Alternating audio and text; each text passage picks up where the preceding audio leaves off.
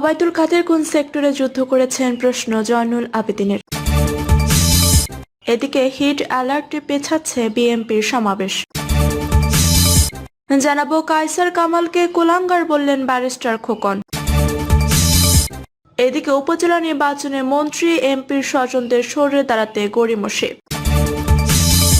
এবং সর্বশেষ জানাবো কক্সবাজারে এলো পাতারি গুলিতে প্রাণ গেল বাবা ছেলের। শুনছিলেন সংবাদ শিরোনাম, এবারে বিস্তারিত। ওবায়দুল কাদের কোন সেক্টরে যুদ্ধ করেছেন প্রশ্ন জয়নুল আবেদিনের। এবার আওয়ামী লীগ সাধারণ সম্পাদক ওবায়দুল কাদেরকে এক হাত নিলেন বিএনপি চেয়ারপারসন উপদেষ্টা জয়নুল আবেদিন ফারুক।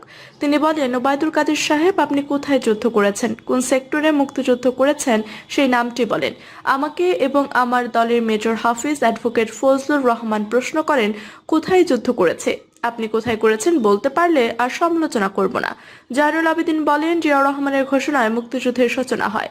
সরকার যতই তালবাহানা করুক, প্রতিবেশী দেশের উপর ভর করুক না কেন, শেষ রক্ষা হবে না। তিনি অভিযোগ করেন, মানুষের পকেট কাটা উদযাপন করছে সরকারি দল। ভারতীয় পণ্যের বিরোধিতা বিএনপি করতেই থাকবে, এমনটিও জানান ফারুক। বলেন, ভারতীয় পণ্য বর্জন চলছে এবং চলবে।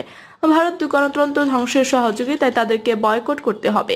সরকার পতনে আন্দোলনের বিষয়ে বলেন, আন্দোলনে বিএনপি পিছুটান হয়নি, বরং শক্তি সঞ্চয় করেছে। তারেক রহমানের নেতৃত্বে দেশে নতুন সরকার হবে বলেও মন্তব্য করেন চেয়ারপারসনের এই উপদেষ্টা। হিট অ্যালার্টে পেছাচ্ছে বিএনপির সমাবেশ। তীব্র তাপপ্রবাহের কারণে সারা দেশে 72 ঘন্টার হিট অ্যালার্ট জারি করা হয়েছে, যার কারণে বিএনপির পূর্ব ঘোষিত আগামী 26 এপ্রিলের সমাবেশ পেছানো হয়েছে। নতুন করে আগামী 3 মে সমাবেশ করতে পারে বিএনপি। দলীয় চেয়ারপারসন খালেদা জিয়া সহ দলীয় নেতাকর্মীদের মুক্তির দাবিতে নয়াপল্টন বিএনপির কেন্দ্রীয় কার্যালয়ের সামনে এই সমাবেশ করার কথা ছিল ঢাকা মহানগর দক্ষিণ বিএনপির, কিন্তু তীব্র গরমের কারণে সমাবেশে পেছানোর সিদ্ধান্ত নিয়েছে দলটি। ঢাকা মহানগর বিএনপি সূত্র বলছে, 1 মে শ্রমিক দিবস উপলক্ষে রাজধানীতে র্যালি করবে বিএনপি। তারপর সুবিধাজনক সময়ে সমাবেশ করা হবে। সেটা 3 মে হতে পারে বা অন্য কোনো তারিখ হতে পারে। ঢাকা মহানগর দক্ষিণ বিএনপির আহ্বায়ক আব্দুস সালাম ঢাকা পোস্টকে বলেন, আমরা মিটিং এ বসেছি, তারপর সিদ্ধান্ত জানাতে পারবো। এদিকে 26 মে বিএনপি সমাবেশ ঘোষণা করে আওয়ামী লীগও একই দিনে রাজধানীতে শান্তি সমাবেশের ঘোষণা করে। এ নিয়ে রাজনীতিতে কিছু উত্তেজনা ছড়িয়ে পড়ে। কায়সার কামালকে কুলাঙ্গার বললেন ব্যারিস্টার খোকন।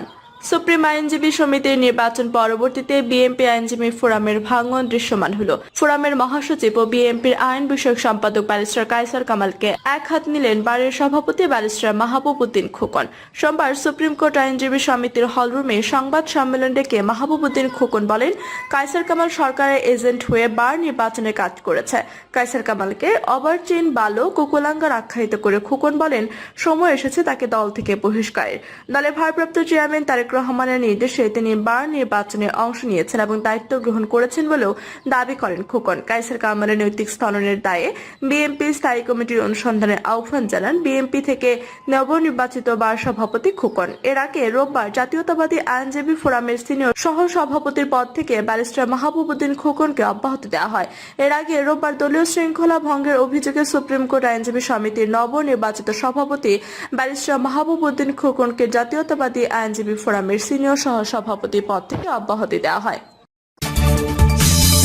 উপজেলা নির্বাচনে মন্ত্রী এমপির স্বজনদের সরে দাঁড়াতে গড়িমসি। দলের সিদ্ধান্ত মেনে মন্ত্রী সংসদ সদস্যদের সন্তান, নিকটাত্মীয় ও স্বজনেরা উপজেলা নির্বাচন থেকে সরে দাঁড়াতে খুব বেশি আগ্রহ দেখাচ্ছেন না। এ পরিস্থিতিতে আজ সোমবার প্রথম ধাপে নির্বাচনে মনোনয়নপত্র প্রত্যাহারের শেষ দিনে দলের সিদ্ধান্ত মেনে সবার সরে দাঁড়ানোর সম্ভাবনা কম। আওয়ামী লীগের নীতি নির্ধারণী সূত্রের সঙ্গে কথা বলে এই চিত্র পাওয়া গেছে। সূত্র বলছে, সাংগঠনিক সম্পাদক ও অন্যান্য সূত্র থেকে যে তথ্য পাওয়া গেছে তাতে সারা দেশে এখন পর্যন্ত মন্ত্রী, সংসদ সদস্যদের নিকটাত্মীয় উপজেলা চেয়ারম্যান পদে নির্বাচনে আছেন 25 জনের মতো। এই সংখ্যা আরো বেশি হতে পারে।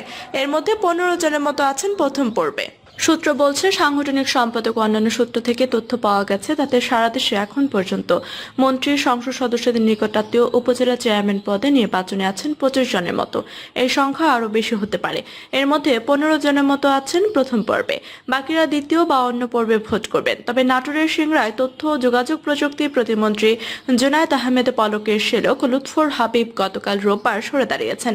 তার বিরুদ্ধে প্রতিদ্বন্দ্বী প্রার্থীকে অপহরণের অভিযোগ ওঠে। এর বাইরে আর কেউ গতকাল চিরকাল সরে দাঁড়ায়নি।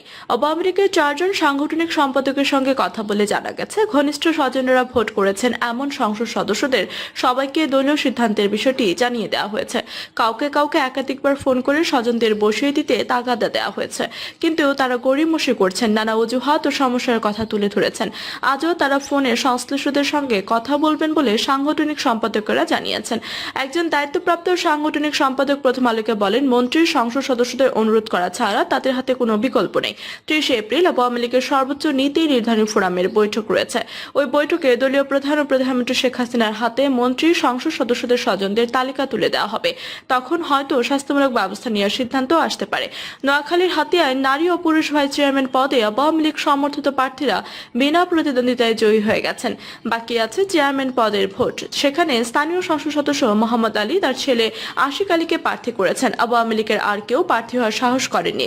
ছেলে প্রার্থিতার কোনো কারণে বাতিল হয়ে গেলে চেয়ারম্যান পদ যাতে পরিবারের মধ্যেই থাকে, সেজন্য সংসদ সদস্য নিজের স্ত্রী দুবারের সংসদ সদস্য আয়েশা ফেরদৌসকেও ডামি প্রার্থী করেছেন। এখন সংসদ সদস্যের স্ত্রী ও ছেলে সরে গেলে আওয়ামী লীগের কোনো প্রার্থী থাকবেন না।